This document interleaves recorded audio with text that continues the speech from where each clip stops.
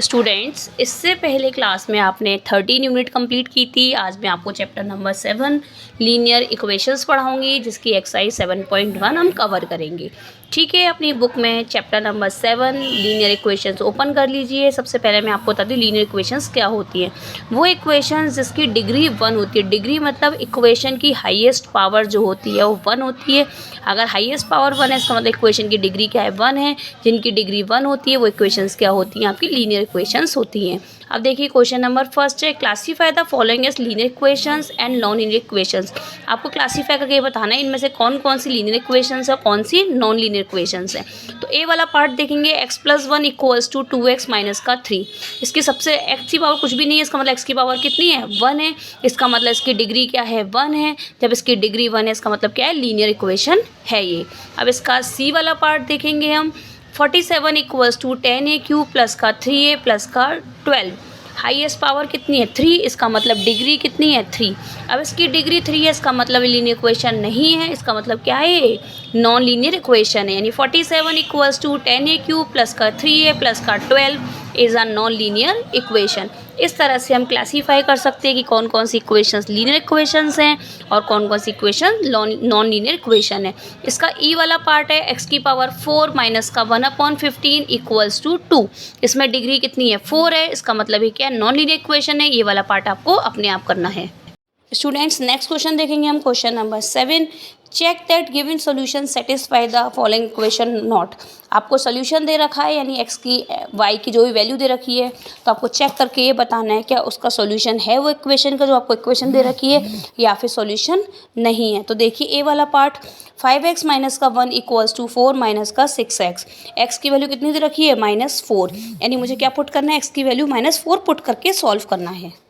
मैंने x की value put करी -4, यानी 5 × x की जगह पर -4, -1 = 4 - 6 × x की वैल्यू -4।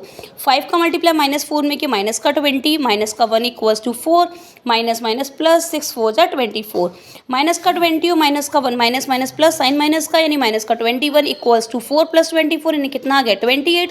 -21 और 28 दोनों इक्वल नहीं है, यानी left hand side is not RHS। इसका मतलब है x की वैल्यू जो -4 है वो गिवन इक्वेशन का सोल्यूशन नहीं है। अगर दोनों चीज़ आपस में इक्वल आती, इसका मतलब है कि x = -4 है, वो आपकी गिवन इक्वेशन का सोल्यूशन है। अगर दोनों इक्वल नहीं आया, इसका मतलब x = -4 गिवन इक्वेशन का सोल्यूशन नहीं है। चलिए अब इसका सी वाला पार्ट देखते हैं कि सी वाला पार्ट हमें किस तरह से करना है। नेक्स्ट वाला है, सी दे रखा है आपको 2/3j = 1/4 + 2/3 - j/3। फॉर j = 5/6, आपको j की वैल्यू कितनी पुट करनी है, 5/6। पुट j = 5/6, 2 × j की वैल्यू 5/6 = 1/4 + 2/3 - j की वैल्यू 5/6 और ऑलरेडी 3 था, यानी मल्टीप्लाई बाय 3।